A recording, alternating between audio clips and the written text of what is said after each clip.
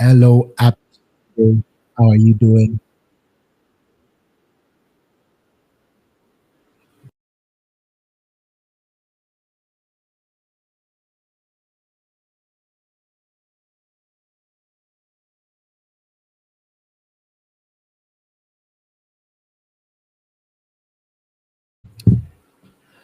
Happy Sunday once again. How are you doing? I'm just going to check on the platforms where I'm streaming to make sure that we're visible and audible before I get started.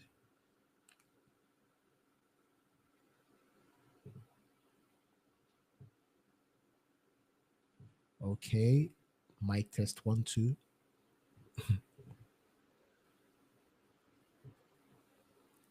All right, I think we're good.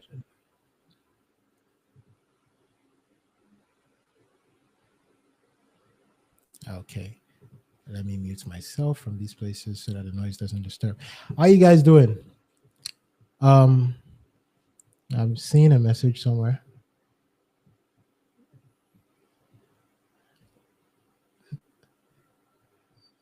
Hi, Ebenezer. How's it going? Awesome. Again, I'm here to pester you about what I pester you about every single what's it called? Every single Sunday. Let me look at the camera. My team has been disturbing my life about always looking at the camera. Let me look at the camera. Even though it's weird, this is the screen, but whatever. It's another Sunday, another busy week ahead. First of all, let me ask, did you do it? What I always tell you to do every week? Did you write down three things? It's not a lot I'm asking you to do. It's not a lot at all. Just three things that you planned to do last week. Did you write them down? And how did that go? For me, I was able to get some of those things done, but some I couldn't get it done. And like I told you guys last week, the point of writing things down, setting a to-do list, is not to put yourself under pressure. It's to help you focus, right? And it's to help you to be centered.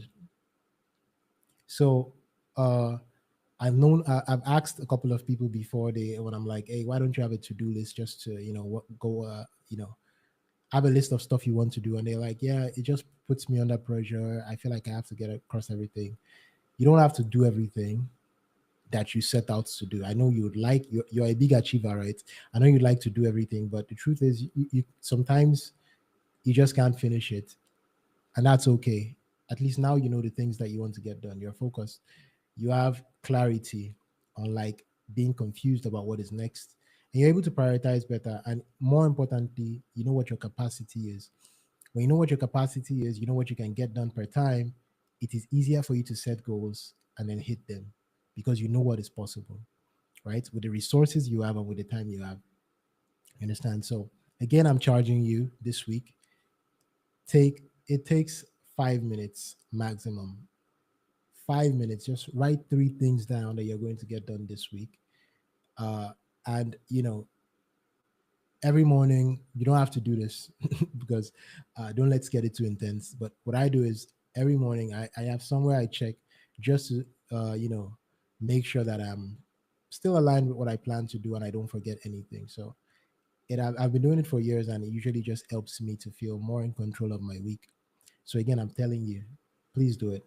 The few people that have actually done it, when I tell them to do it, they always come back to tell me, you know, how great it is for them.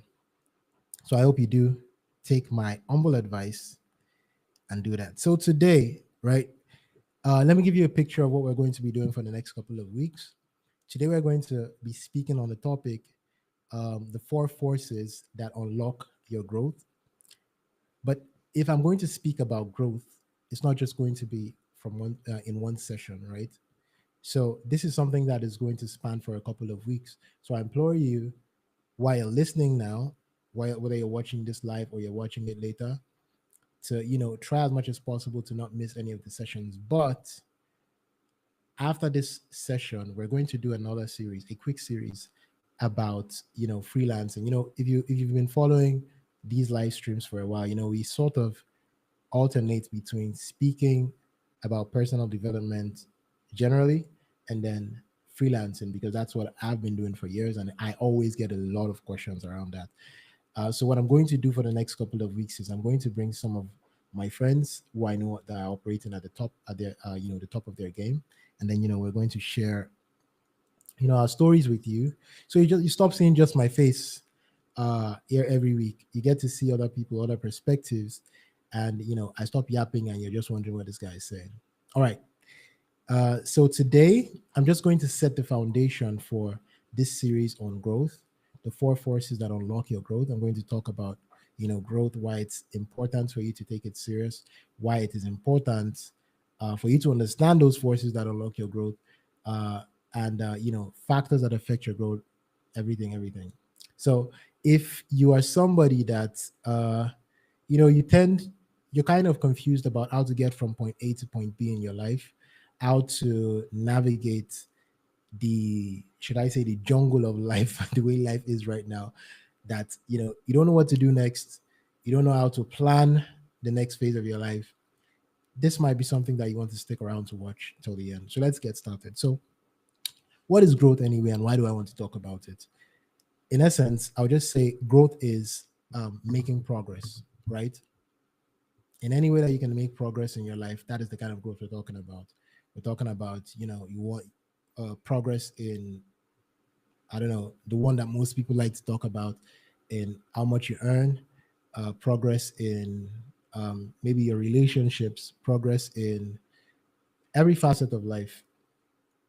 The thing about uh, growth and progress is, well, don't let me jump the gun here. I'll speak about the misconceptions in a minute.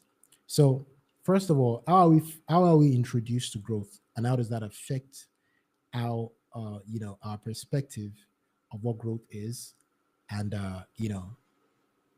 how it matters in our life. So, first of all, think about it. When was the first time you noticed, or your first introduction to the topic or to the concept of growth? Chances are it was while you were growing up, right? You were born into this world. You grew teeth, you grew hair, you grew taller.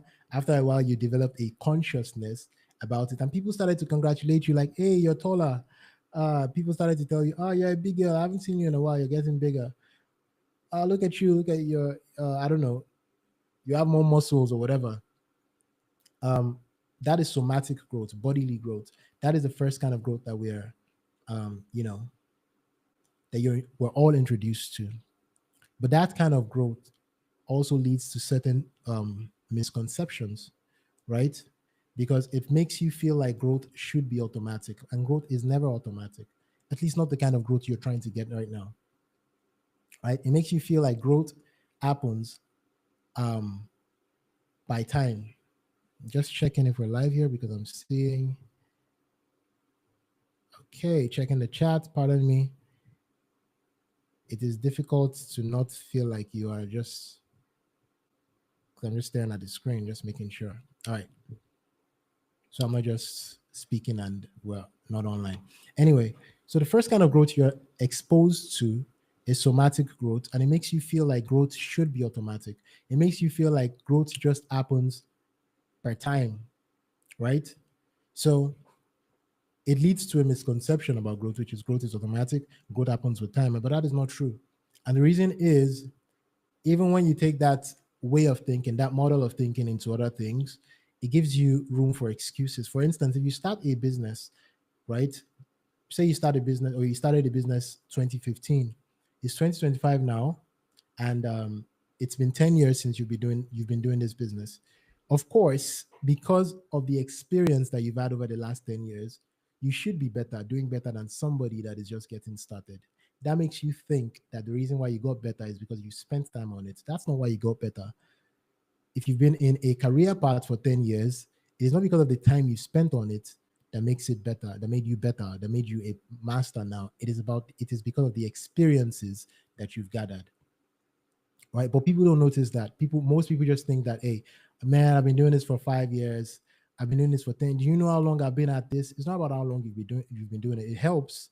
Time, of course, is a factor, but the part the most important factor is actually your experiences. Is it possible for another person with your same conditions, with your same resources, to get to that level of growth that it took you 10 years to get to? Yes, if they find a way to accelerate the experiences that they have during that time.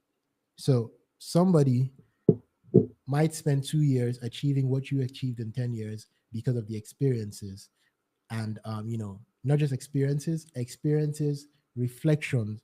What do I mean? You experience something, you take some time, look back at it, get learnings from it, and then you operate better. I think I said this in last stream or the stream before, that consistency is not just about doing something over and over. Consistency has to have an iota of improvement, or else that thing would die. As long as something has life, it should grow. But don't let me digress, don't let me go off topic. So somatic growth makes you feel like, time and time is the most important factor for growth, and also makes you feel like growth is automatic, but it is not true.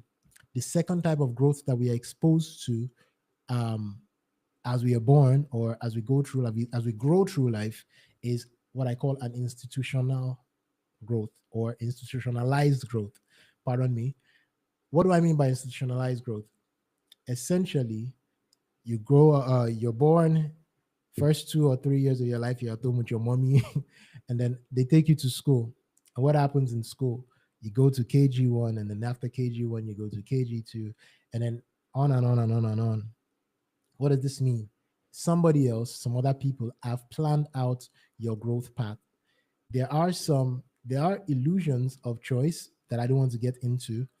Like, okay, you get to GSS 3, and now you have to decide, hey, do I go to science, do I go to commercial, do I have to whatever. Most of those decisions usually comes from external, what's it called, usually comes from external forces, or the perception of what you think is acceptable. Like how they say smart people are supposed to be in science class, or people that like to draw. I'm laughing because this was my brother's. Let me insult the guy on the stream. People that like to draw should be in arts class, or people that like to read plenty notes should be in arts class. Super dumb stuff like that. What's wrong with my life?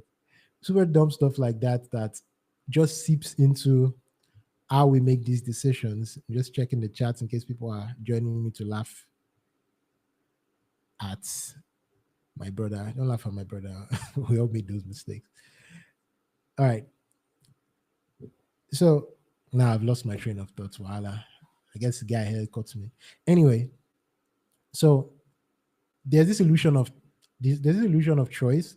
You think that it was because you liked it, or it was because you had certain, should I say, skills, or you were good at certain things, that you decided on those things. Of course you made a decision, but what I'm saying is there were a lot of factors that played into you making that decision. Because if we're being honest, a lot of us didn't have enough context on what a career in those areas are, enough for us to make that decision at that point in time, which is okay. But let's not lie to ourselves.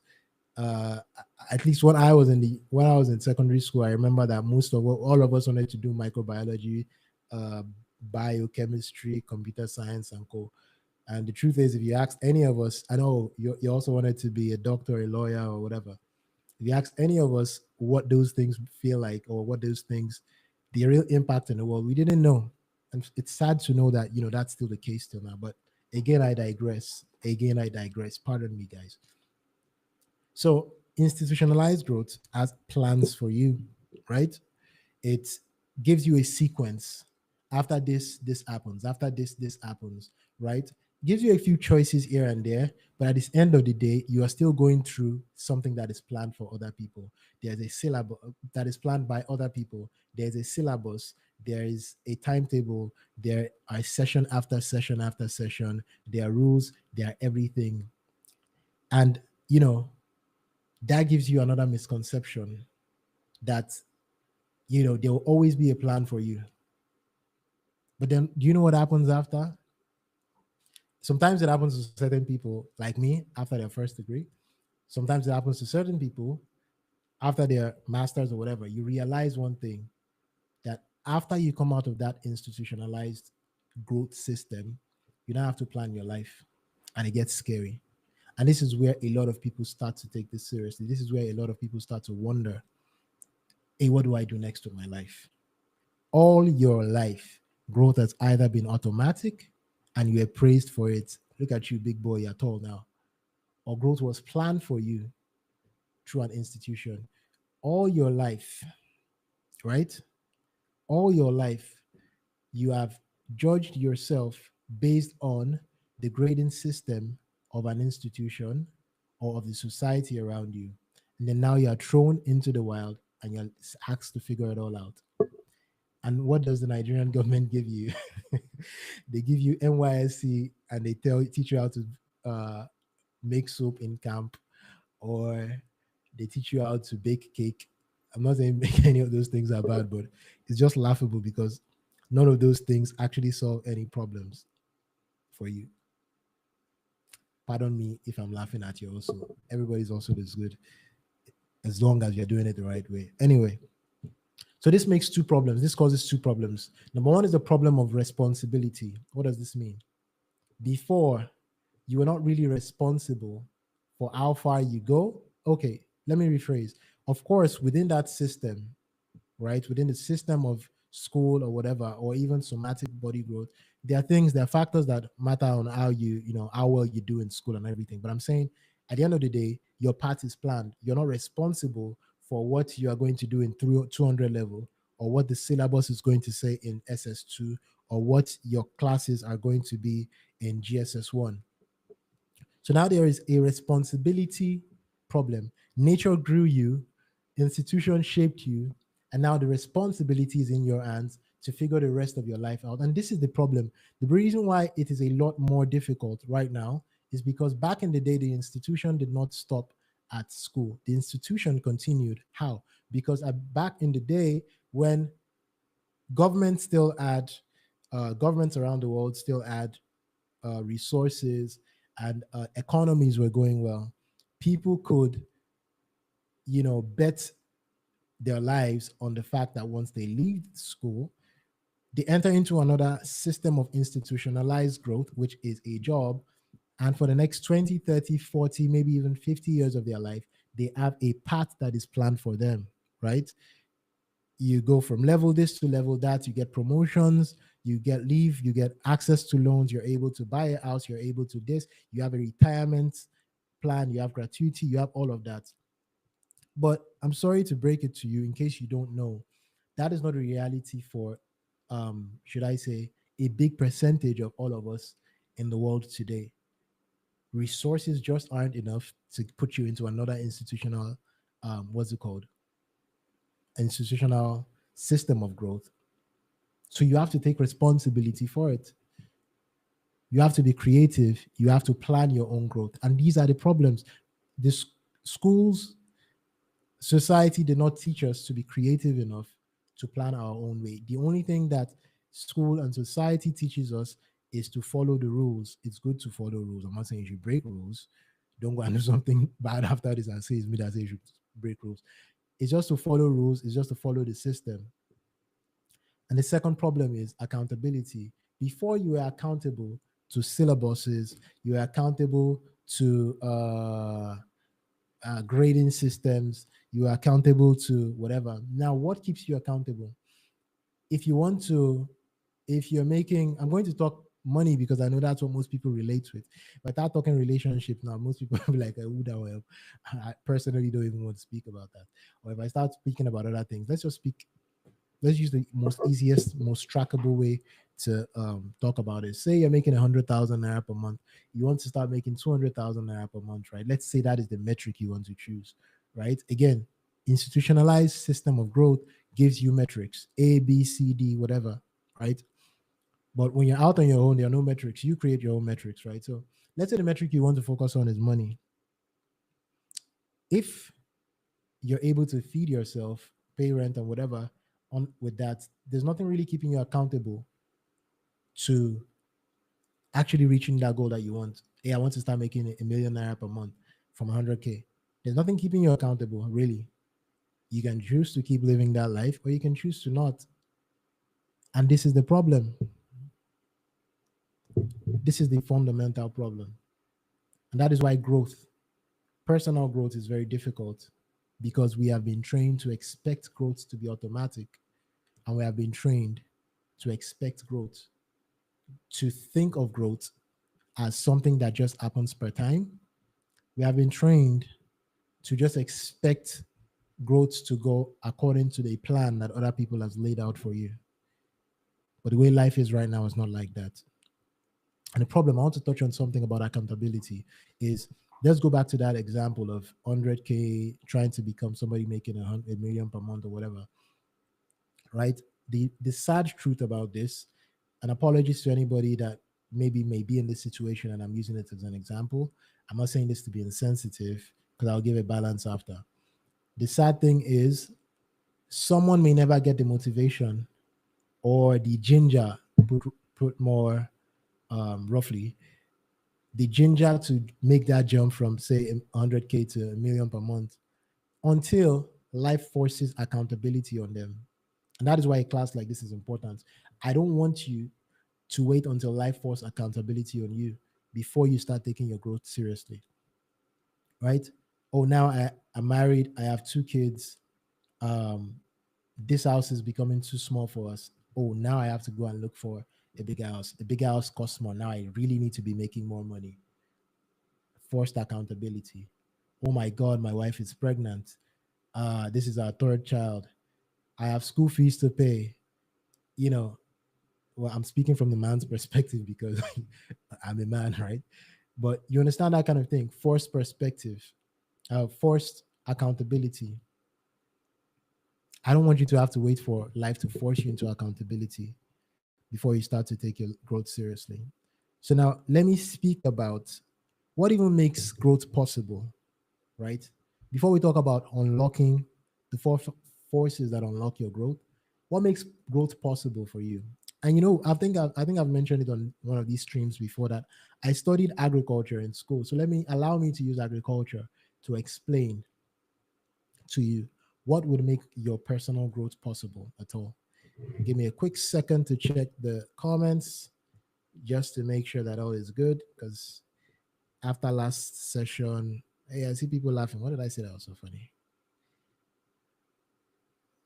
Please don't say NYSC. Oh, Toby. Okay, I won't say NYSC, but you say if you know. Anyway, let me just check the comments some more. All right, Joshua, Ebenezer. All right, straight to it. For you guys, let me lose my train of thought. What are the 4 things? We're doing a lot of force today. What are the 4 things that even makes growth possible? Number 1 is what I call the seed, right? What is seed? Seed is intention, right? The moment you have it, and intentions are cheap. Everybody has intention, right? So don't romanticize this idea too much. Everybody has an intention. The moment you say it in your heart that, hey, man, I wish, even if it's just a wish, I wish I could make more money. I wish I could, get married by 2020, whatever. I wish I could start working in a multinational. I wish I could start whatever it is. That is a seed that can be planted in your mind. But here's the thing: your problem is never, rarely ever the lack of seeds. Matter of fact, your problem may be an abundance of seeds, an abundance of you know, intentions, an abundance of possibilities. The moment you open your phone and you go, you guys might feel like I'm always throwing stones at being on the internet. I'm doing this on the internet, aren't I? But it is just a reality, right? The internet usually used to give me a lot of anxiety, so I sort of dial down how much I, um, you know, visit social media so much, because I noticed one thing, right? I would have an idea. I would think it's the best idea since sliced bread or since moi moi, and then I'll go on social media. I'll be scrolling, and I'll see something else that is awesome, and I have to do that thing. And that last one does not seem like anything fun anymore, or it's a new way of doing that same thing. And then I go back to the drawing board and I start writing. Man, guys, these live sessions that I started to do in October, I could have been since February. I just add too many seeds, too many intentions, too many ideas, too many people. And the thing is, it doesn't necessarily mean that the seed is bad. It's just that the seed might not be for you, the intention might not be for you, the idea might not be for you. But if you keep flooding your mind, which is the soil, with too many seeds, number one, speaking from an agricultural perspective, if all of them just even starts to germinate, none of them will grow well because they are fighting for resources, right? So you don't want your problem is not. If I ask everybody here, how many ideas have you had this week? You can put it in the comments. How many ideas have you had this week? You probably had both the sensible ones and the foolish ones. You probably had a ton of ideas. Ideas are not cheap, but they are important, right? It's important for you to be in an environment where ideas come, where intention comes, where I told my wife the other day, and she by herself has told me that I say my wife, my wife, my wife a lot. Well, she's my best friend. Pardon me for always speaking about her. Hello, I know you're watching. Anyway, that the reason why I later ended up, not later ended up, said that weird. The reason why I proposed to her when I proposed to her, and then we did the wedding when we did the wedding, was because I went to my friend's wedding, uh, I think the year before, and I was part of the planning. I was part of everything. I saw how everything was going on. I was like, man, you know what? This thing is not as scary as all these my other very single, very scared guys are making it seem like. I can do this, right? And this has happened to me many times, right? So the seed is important, the intent is important. So from that moment, I said, you know what, I can probably do this. Then I talked to my cousin about it, like, hey, I think I'm going to do it. Like, you're going to do this? Oh my God. Ended up doing it. Here we are now with a baby. Shout out to if you're watching this, you're not watching this, you're too small for that. Anyway, so back to the topic, right? Intent is important, right? But you have to watch how much of it you have and how much of it you focus on, right? Just making sure that I'm in track here because I tend to ramble a lot. So yeah, but here's a scary thing. There's a scary bit when there are so many possibilities. You know, the problem that we have with in this day and age is not a lack of possibilities, an abundance of possibility, because too many things, you have too many options, right? So the problem, let me take you back to economics class, is opportunity cost. Because there's so much you can do, you are scared to leave all this so much you can do to focus on one, and you're too scared that what if this is the wrong one? I'm asking you, what if it's the wrong one? What if it is the wrong one? Right? What happens? You work on something, it doesn't work. The problem is the moment you start to work on something, you want the results to start to speak for you. You want people to start to validate what you're doing. Just a quick technical check. Nah, I made a mistake in the recording, but whatever. Um, you want people to immediately start to applaud this intention that you have. So you're looking for the safest one, right? You're looking for the safest one that other people would understand. And we'll get to the other part of that soon. You don't need that. Back when I worked at the gym, right? I had a theory, and I think that theory holds true. I said I noticed something. Anytime somebody that has never been to the gym before, total newbie to the gym, if they come to the gym and within the first week of coming to the gym, I noticed them with camera, taking pictures, taking videos, posting about it, chances are I will not see them the next month. Let me tell you why. Because they had that intent, they started to act on it. And then they've already started chasing the validation of people noticing that they are going to the gym. Instead of you to work on that thing that you're doing, such that the result is what makes people know that you are doing it. You just want people to know, hey, look at me, I'm planting, I have this thing, I'm doing this thing. And almost without fail, it always used to be the case. The people that ended up staying month after month after month after month in the gym are the people that don't even care if you know if they're there. Matter of fact, they came to hide in the gym. They don't care whatever you're saying. That aside. So intentions are good. Having intentions are good, but having too many of them is a problem. Seeking validation and seeking results immediately out an intent or a seed is a problem, and it shouldn't go like that. Right. The second factor is a two-part factor, the environment. And there's the internal environment and the external environment. The internal environment is your mind. Your mind ought to be a fertile ground where seeds can be planted and take root. But we have a couple of problems. Just so that you're tracking, so that you know that I did not just enter into one Agric class just to show off that I studied Agric. Everything I'm trying to show you is a picture of I have an intention of this kind of growth I want in my life, and I am trying to work towards it. You understand? So your mind is the internal environment. But we have a couple of problems. I'm going to use should I say, an analogy from the greatest teacher that ever lived. If you like, you know who it is. If you like, you don't. But some people here, maybe not here, but some people, the issue with your mind is you have a closed mind. You don't have an open mind. You are too fixed on how things have been done or how you know things have been done. You have a stone-minded. You are stone-minded. You are rigid. So even if the best seed enters into your mind, you block it with your coconut head. You don't allow you don't allow the possibility of something being right that you've never heard that is right. Somewhere in the back of your mind, you think that you already know everything that ought to be about what is right and what is wrong.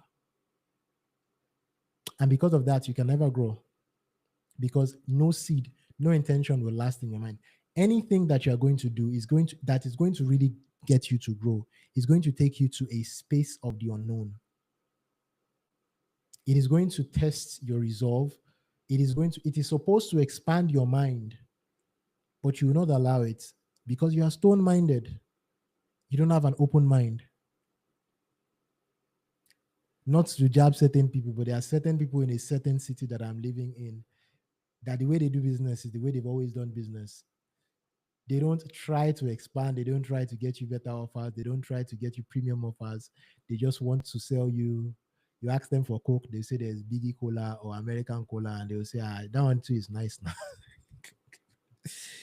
With that aside, the second type of mind that cannot allow growth or for intention to be planted is what, like I said, I'm copying from the greatest teacher that ever lived. If you know, you know. Is the waste, the kind of mind that you're a people pleaser when it comes to ideas. Anybody and everybody can come and plant seeds into your mind. You are seeking validation for every idea. Have you ever met those kind of people that, and it's like the gym example I just gave you, right? The moment they start doing something, everybody has to know they're doing that thing, and everybody has to sort of like it. The moment one person doesn't like it, they start to feel, does that make sense anyway? You understand? You're always asking other people for validation. You're always asking for other people's opinions to validate your, to validate that idea or that thing that you want to do. And the scary thing is, you always ask other people that are at your level. People will never see front past you. Yes, I use pigeon. People will never see front past you. They ask them for road. How? How would they be able to help you? And guess what? You can have a goal or something that is this high, and then you and your friends and your little minds, everybody's mind is little to some extent. My mind is little compared to someone like, I don't know, my exposure is little compared to someone who's a billionaire or whatever. So don't take it as an insult. It's a description. You and your friends and your little minds will bring it down. You're like, why don't you just try whatever?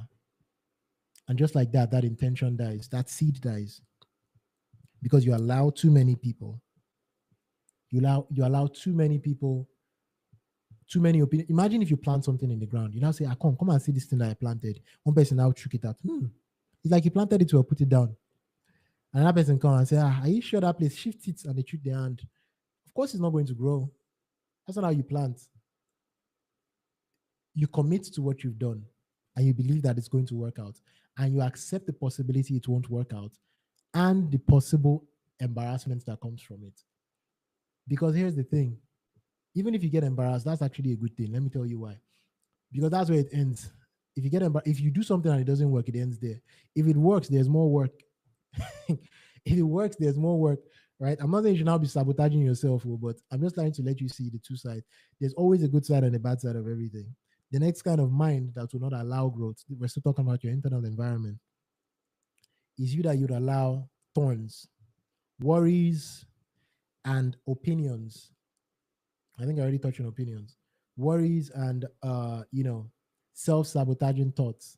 Hey, what if I do this thing and then the government decides to say that they cancel internet forever? Of course, that's not going to happen. But some people will be thinking about what. Give me a second. I'm not sure why my light is messing up here. You guys still see me clearly, right? All right, awesome. You're too worried about the 10th step. It's see, part of what I'm going to teach you tonight is you have to get there before you get there. You have to know what the future looks like, have a picture of the future as a way to guide you, but not to put pressure on yourself now, right? You're worried about step number 10. And see, let me confess to you, this one was part of my problems. I think I told you guys that I should have started these streams since like January instead of October that I started. But I was thinking, after episode 1, episode 2, episode 3, episode 4, what will I now do? What's the strategy for like 6 months? Then I'll now have a roadblock and I'll say, I don't think it's going to work. So I'm not telling you these things to say I'm better, because as I'm teaching you, I'm learning as well. Because every time, sometimes you have to relearn the things you know, because sometimes you are too close to the picture for you to see the frame. You're in the picture, so you can't see the frame. Understand? So your worries, you're worried too much about what could happen later, about how it could happen, about this, about that. And it's just not going to happen that way. You're not going to get anywhere that way. And the second part, the second kind of problem, the second issue when it comes to environment is your external environment. Let me just set my phone down here. Your external environment. And the most important part of your external environment is actually what you see, what you hear, what you see and what you hear, right? And what forms what you see and what you hear? The people around you. See, you don't choose the kind of family you're born into. You don't choose the kind of parents you have. You don't choose, to some extent, the kind of friends you grow up with, right? But when you want to start taking your growth seriously, when you want to start taking your life seriously, you have to get intentional about saying no to certain things and saying yes to certain things. One of the things that changed my life the most was when I learned the concept of expanded association. What does that mean? It means even if you are in an environment that does not, um, that is not good for your growth, for where you're going, you can expand the association of the kind of people you want to speak to by spending more time with those people. And you don't have to spend more time with those people physically. You can spend more time with those people by plugging your ears and listening to them. So at that point in my life, and even till now, my headset or my earpiece or whatever was my best friend. I'm listening to people that, are where I am, where I want to be, even if I don't even understand. There's somebody I used to listen to a lot a while back. His name is Jordan Peterson. You should check him out. I'm not going to lie to you, man. And I'm not even embarrassed to say, half the time till today, I don't even understand what that guy is saying. One of the words I learned from him is proclivity. But do you know one thing? The more I listened to him, the more I started to understand a little better. The more I started to speak better. You understand? Because I started to listen to him just like, this guy's an intellectual, and this is the kind of level of intellectualism I want to get to. And it started to raise me intellectually. So I expanded my association with people like him, though not physically, but by creating my own environment. What kind of environment are you creating? You have power over your phone and what you listen to, at least, and what you watch. Or are you instead spending time on, and do you know the worst people about this?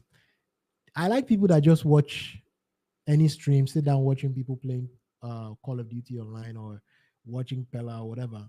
I like those people.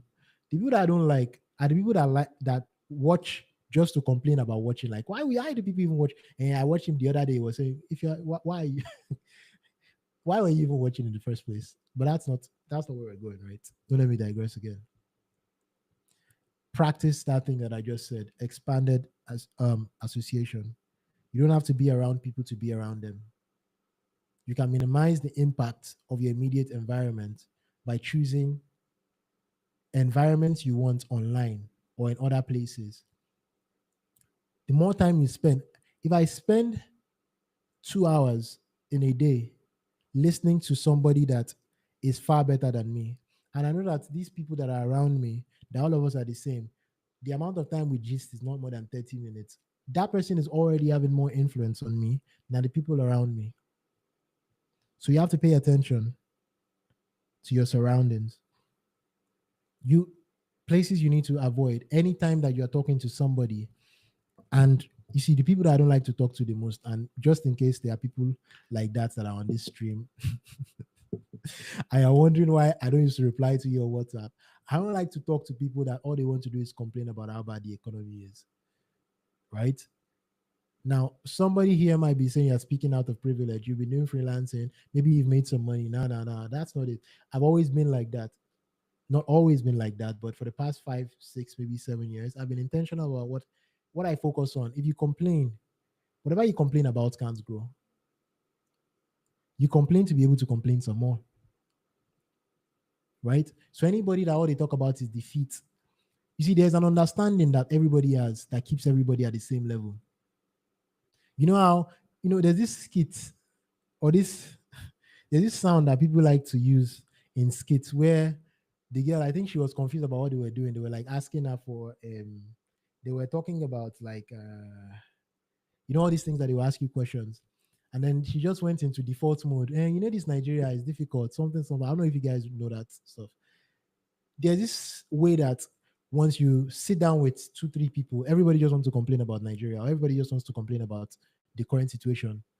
And we know we can't do anything about it, but we're going to spend the next 2 hours talking about how my own bad pass your own bad pass. The other day I tried to this. I don't like those kind of conversations. Why? Sometimes I indulge, I indulge people at it. Why? Because it never gets you anywhere. All it does is even make you feel like you're defeated, make you feel like you can't do anything about your situation. But hey, even though it touch everybody, it's everywhere now. Money, money, everywhere. Okay, it's everybody that is feeling it. Even the rich people are feeling it, but they feel I'm rich. They are not feeling it as much as you. Last 2 years, you complain about the price of Gary. Why are you still complaining about the price of Gary today? Why is Gary your problem? Why is Gary your perpetual or your perennial, or why do they talk the English, chef? Why is Gary your problem every year? Because you always complain about the price of Gary. Oh, this stream. I don't know what did I eat today that's making me just. It's making me just rant, right? So you don't want to speak around people. You don't want to live around people that you don't have to. You don't want to be around friends that every time you pick up the phone, right, and you want to catch up, what you're talking about is, oh, more. It's so tough. It might be tough. It's not your fault, but it's your responsibility to come out of it. And you're not going to come out of it by talking about how bad it is. You're going to come out of it by finding opportunities from within it. I'll round up this part by saying this. It was in the first book I ever read, self-help book I ever read, Awaken the Giant Within. He said, you know how these rich people, after they have plenty money, they just start trying different hobbies. So he said he wanted to learn how to race cars, right? So the way it happens is they have like a simulation room where they just put you in tough situations, right? So he said he kept doing a particular turn. Yeah, imagine it's a car. He kept doing a particular turn and it was crashing and it was crashing. And other people were doing it and was getting it, people that were professionals. Then he asked them, one of them now sat in the car with him when he was doing it again. And then he crashed again. Then the man said, "Do you know why you keep crashing?" He said he doesn't know. He said, "Because you keep looking at where you don't want to go, right? You're driving, you're trying to make a difficult turn, and you're looking at the wall. You're not going to be able to see the direction you need to go in order to escape that crash." That is the thing about this, that being in a defeatist environment. Everybody's talking about how defeated they are. So what's the point? If everybody's facing it, if everybody's price talking about the price of Gary, if everybody's complaining about this, so why should you even bother? It's doing everybody now. So you said just sit with them, right? Don't sit with people that all they talk about is how bad thing is, how bad things are. There are only two ways for you to spend your time. You can either spend your time on growth or on distractions. None of those two things are bad. It is the proportion at which you put them. The third factor we've talked about: number one, the seed; number two, the environment; number three is the routine. Let me tell another story. I feel like, you know what? I'll promise you guys one thing. I'm not going to bring up the fact that I graduated with first class on the next stream. I feel like I say it every stream, but it's the story I like to tell because, and it's what I always tell students. I think one of the people that I mentored throughout school, Toby, is on this stream. He might be able to testify to the fact that one thing I always say is this: that school could be, was the opportunity school gave me was the possibility, knowing, learning possibility that I can go for a target and hit it. The same mindset, the same principles I followed then is the same principle I'm following now that is helping me. So back to the story. Now that I've apologized to you guys, I'm about to say again that I graduated with first class. I'm not sure enough. I'm just trying to learn, teach. I remember when then I think I was in my second year in school. My cousin was my roommate. Shout out Soji. And you know, I had decided I wanted to graduate with first class. I said it again. And then, I would go to school in the morning, study. Matter of fact, sometimes I would start night class around 2 o'clock. Alex, my friend, was the one that brought me into this, even though he say I'm too serious. He used to say I'm too serious, whatever. So we go to class around 2 p.m., study till like 8, rest a little, and then study overnight, and then go back home, and then come back in the morning, and then go back to on and on and on. So there was this friend, my roommate's friend, that would just see me come and then go and then come and then go. He'd be like, where is Samuel? He has gone to school. You see me briefly and you see me go. And the only time he'll see me is just to come and pick my stuff and go again. Do you know what he told my cousin then? He said, you know what? This your cousin is going to come out to the first class. At the point he was saying that, I wasn't even sure that I was going to come out to the first class. I thought it was impossible, to tell you guys the truth. Why did I give that example? Your routine should look like where you're going. If you say you're going somewhere and your routine, people around you, I'm not saying you should seek validation, no, but people around you, the reason why I'm saying this is because recently something similar happened where somebody was telling me about my own self and where I'm going. When me myself, I'm not even sure that I wasn't entirely sure that I'm going to get there. Your routine should look like what you are going, such that even people around you will know that, nah, this one, if it doesn't go there, it becomes illegal for you not to get it. Do you understand? That is why routine is important. But most people don't like this. Most people don't like to hear that. There's a quote I want to read out from it. It says, we don't rise to the level of our goals, we fall to the level of our routines, systems, right? There are certain things that cannot pass me by. Even though I do freelance work, by the grace of God, there are certain things that can never pass me by. Even though I do freelance work, I have a very strict routine. Most of my clients wouldn't mind if I send them, we're not even on the same time zone. They don't mind if I send them work at 1 a.m. or whatever. But every morning I wake up 5 a.m. Every morning I do some meditation, I pray, and then I get to work at a specific time, even though my son doesn't allow me to get to work at that time anymore. I work from home. I can choose to do it anytime, but I do it at a specific time. I work from this time to this time. I have a routine. Why? Because you don't fall to the level of your goals. You don't rise to the level of your goals until you fall to the level of your routine. So because of that, it is very unlikely for something to happen like a client message me and I'm not available, because I'm there. I'm always there. I have a routine that makes sure that I am there.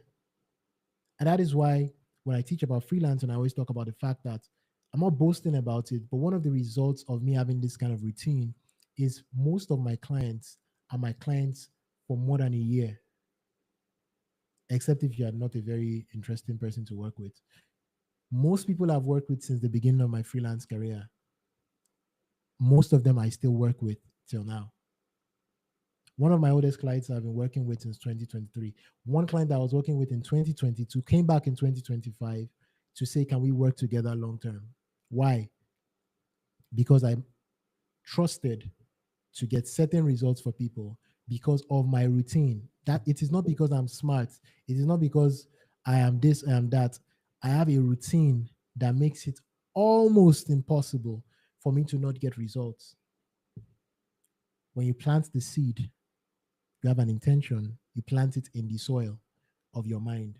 You make sure that your environment is not defeatist. People are not bringing unnecessary bad opinions to you. Your next responsibility is your routine. How often do you wet this thing? Do you, how often do you wet the soil? How often do you weed around it? Your routine, I'll keep saying it. Your routine has to be a daily practice, at least a daily practice. And this is it. Let me make it easy for you. The reality is sometimes you might not have time for the kind of routine you need, but do as little, as much as you can, even if it is very little. Let me tell you something that I'm doing right now. I believe that the future of work is to be building is the use of agentic AI. I am at least as much as I can say, I am quite busy, right? With client work, with my own personal brand I'm trying to build. But you know what I do? Every morning for just 10 minutes, sometimes 15 minutes, I watch a video about building agentic AI. Just a video or two videos if the 10 minutes or the 15 minutes allow. A year from now or 2 years from now, or in the year 2028, maybe the year that Samuel has made $1 million from building agentic AI, you think, man, that guy, I know him now. He used to do streams. That guy intense. I bet he used to study for hours. Nah, bro. All I'm doing right now is 10 minutes until a bigger opportunity opens up and it makes more sense for me to spend more time on it. But you're going to be given excuses of you don't have time, you can't do this, you can't do that. No matter, do as much as you can, make it a routine. Do as much as you can and make it a routine. And what will your routine, what fuels your routine, which is the final part. And this part I could not fit it into the agricultural analogy. Obsession. Obsession. See, I wish I could tell you something else. I wish I could tell you there's another way that I have discovered. But I have found that it is only people that are obsessed about where they are going that really ever gets there. It is only people that are obsessed about where they are going that really ever get there. What does that mean? People that is what they are thinking about every time. For those of you, because I'm seeing some of you already tagging my wife, was that Ola? Well done if I catch you. For those of you that know, I go and ask her. Sometimes she even complains. God bless that woman because I can be very weird sometimes. I am obsessive about anything that I want to build or anything that I'm doing from time to time because I know that is the key. I have worked with, currently, I'm working with somebody that is probably one of the biggest thought leaders in a specific niche around the world. This guy is obsessed about that thing. He can tell you what is happening right now, what is going to happen. He can tell you what is going to sell and what is not going to sell. It's not magic. He's obsessed. That is all. He became one with that thing. It is what he's always doing. It is always, it's what is, maybe one day I'm going to do a session on engineering obsession because what I mean by engineering obsession is how to how to make it such that even when you don't feel like being obsessed about this thing, when you know that that is the right path for you, how can you engineer obsession? How can you make sure that that is where your mind is? Your mind always has to be there. Your mind always has to be there, right? It has to be what you wake up and you think about. It has to be what you look at when you pick up your phone. Man, if I check your screenshots and all I'm seeing is savage replies on Twitter, you're not obsessed about what you want to do now. That is what you're obsessed about. Everybody's obsessed about something. You might be obsessed about laughing on the internet, and that is cool. You make a joke out of your life. Sorry. You might be obsessed about that. Maybe that's what you're obsessed about. But the truth of the matter, we're all obsessed about something. You better make sure that what you're obsessed about is what will help you grow, right? If I check your YouTube history now, what am I going to see? If I check your what's that thing called? Your feed right now, what am I going to see? Am I going to see a bunch of very black man or very dark man and Instablog Niger? Because you're always, and by the way, when it comes to having a defeatist environment, just so you know, part of it is, sorry guys, I don't like how this light thing is, seems to be going dimmer, but let's just focus. If every day you have to go and plaster on the latest, have you noticed that most of the news that they post is actually just sad news? Think about it. The reason you I don't know who it is. The reason you have not started posting or haven't started going live, like I'm going live now, is because you are scared that you'll be dragged because you watch everybody being dragged. You always check on Instablog Nigeria about how they are dragging somebody or how they savage reply somebody. So you are scared to post because that is what you are feeding your mind with defeat. Your environment is all of these blogs and whatever, and what savage replies and whatever. It is what is killing your obsession. There's a yearning in your heart to be better. There's a yearning in your heart to do this thing. Okay, light is good, thanks. There's a yearning in your heart to do these things, but they are killing it for you because you've created an environment of defeat. Ah, if I post this thing, it used to happen to me. Oh, that's how I know, just in case you don't understand. Ah, if I post this thing on Twitter, what if they say, I'll now overanalyze it. Like, what if they say this one? What if they reply? Till today, nobody has dragged me. And if they drag me, I barely check social media anyway. So, what am I saying here? Right? Obsession is the key. And let me give you an example. Right? Let me give you an example.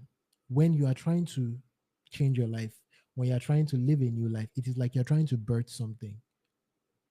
It's like you're trying to birth something.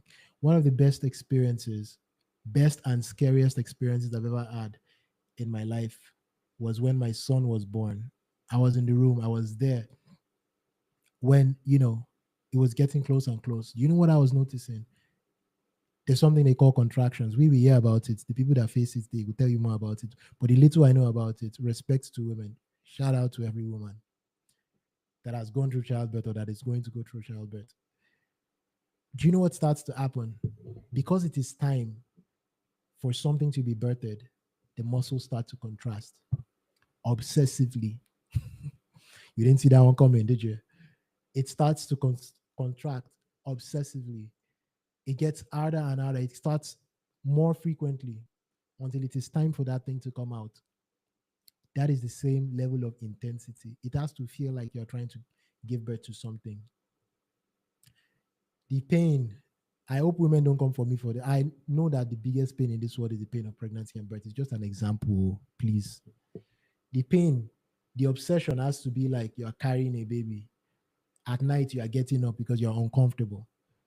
You have to come to a point that sometimes you're just scribbling notes. If you're like that currently and people are telling you you're crazy, don't mind them. Oh. Don't You are like me. Come and meet us in our WhatsApp group of crazy people. See, obsession is what will get you to the point that you will think that thing true until you find an answer. Most people, once they ask themselves 2 or 3 questions and it becomes too difficult, do you know what they do? They just park like, this thing is too difficult. Like I said in my one of my first streams here, the moment that you start to get restless enough to make your dream life a necessity, that is the moment you start to live your dream life. You think that it is until you start having that money in your bank account or you start having that whatever you're trying to do that you start to live the life. No, there's something Yoruba say they'll say it in Yoruba, then I'll translate. They say, what does that mean? If you are not, whatever you're not going to accept as a rich man, you start to not accept it while you're poor. What does that mean? The day that you start to live at the standards of where you're going is the day you start living that life. The results will come eventually. So you need to obsess over whatever it is you want to do. Make it a necessity. Everything in your life is about getting towards that thing. And that's why you can't have too many seeds. You can't have too many intents. You can have intents if you want to go into agriculture. I can tell you about how they plant certain trees that assist each other. You can have different intents that help each other, right? But you can't have contrasting intents and you can't have too many seeds running at each other, right? So now to recap, 4 factors that would make growth possible for you. Number 1, seed, intent, intention. Number 2, your internal environment, which is your mind. Number 3, your external environment, which is, people, what you hear, what you see. And number 4, routine. Oh, sorry, environment is 1, not 2. So it's seed, environment, routine, and then obsession. Right. Now to where we were going to, since don't worry, we're wrapping up. I'm just going to read them through and then, we'll pick it up from there next time we're speaking on this topic. There are 4 forces that would unlock your growth, and I'm going to go deeper next time. Number 1 is direction, which is defining what truly matters to you. Number 2 is beliefs, which is finding out what you believe about that thing that you want and what you need to believe in order for you to get there. Number 3, barriers. What are the things that are currently in your way? Number 4, execution. How do you turn clarity into momentum? Which is, how do you turn yourself into a living, breathing machine of executing on that thing every single time, no matter how bad you feel, no matter what your mood is, no matter if you've eaten or not eaten. Essentially, how do you get obsessed over it that you continue to, um, what's it called? To implement and implement and implement and implement. Thank you very much, Mrs. Lucy Christ. I'm seeing that you're helping us with notes. God bless you. All right. So this is where I'm going to wrap up today because I don't want this to take way too long. Like I said, the next couple of weeks, we're going to take a pause on this. I'm going to give you some time because I've said quite a lot to actually go back to this. Just so you know, if you go to the YouTube channel, this YouTube channel that you're watching, and if you're not watching on YouTube, go to King Kokumo on YouTube. The live videos are usually there. You can always go back to watch whatever it is that you want to watch. We're also looking at, sending notes of what it is that, I discuss on these live sessions during the week. We're just starting out doing these things, and little by little, our systems are getting better. You can see that even you remember if you've been following since the beginning, and by the way, I know the people that have been following since the beginning, that there was a time that I used to have to come late. That was because my setup was messed up, but that has been solved now. Little by little, things are getting better. Thanks for you guys for always showing up. So something else to note is, like I always say, there's a WhatsApp channel where if you're a part of that community and you ask me a question, I can set up a stream like this to answer your questions. And, you get to get answers, or like I said, sometimes I can just answer you directly, but that's the perk of being in that community. You get the possibility or the opportunity for me to go into a deep dive like this about a question that you have. Wherever you're watching this, if it's on Facebook or on YouTube, please do me a favor, like the stream and share it with a friend that you know that they need to take their life serious. Don't say anything, no. Just just say take your life serious and send it to them. Thanks a lot for showing up. I don't know if there are questions in the comment session. Uh, the notes will be really nice. It'll be nice now. I'm not doing notes again. Go and watch it. We are not doing notes. Go and watch it again. We are not doing notes. Go and watch it again. Toby. If there are any questions or anything that you'd like me to, give clarity to, I'll be happy to do it. Maybe it's today that they will drag me. They should drag me now. Hey, is something wrong with the stream? Okay, it's back. All right, I don't think I'm seeing any questions. So this might be where we wrap it up for tonight. Thanks a lot, guys, for showing up. I'm seeing your comments. Normally, I would feature your comments on the stream, but I just try to focus on, just delivering the message tonight. Thanks a lot, guys. What I'm going to do, let me quickly grab the link. What do you mean by contrasting seeds? Okay, give me a second. Timio, if you're online, can you please send me, or can you please post, or anybody that is here that is on the WhatsApp group, can you please post a link to the WhatsApp group on the YouTube, so that anybody that wants to join can join, while I try and answer Mr. Ola here. What I mean by contrasting seeds, how can I give an example here? Let me see a time in my life that I had contrasting seeds. What's the best way to say this? Essentially, there are sometimes, the way I want to answer it, I will drag somebody into it, but don't let me drag the person. It's like I've dragged too many of my family members before they disown me. But have you ever met anybody that is working on this thing? Like, if they introduce themselves, I I wanted to mention what the person is doing now. This guy, you want to trap me into what I don't want to say. I am a photographer, and I also do content writing, and I also do influencing. All of these things might seem like they're on the same line, so maybe this is not the best example. But anytime that you have something that they are not feeding into each other, or you are straining to keep up with other everything, those are contrasting seeds.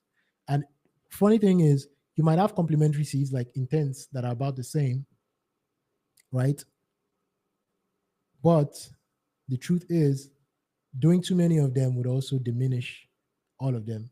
I made a decision some time back not to do courses on like email marketing or teachings on like email marketing, because if I'm doing that, I cannot be able to do this. And this is what I love to do, right? I might still do some content on it, but it's not going to be my main focus. I have other ways that I get my clients and all of that that are reliable ways.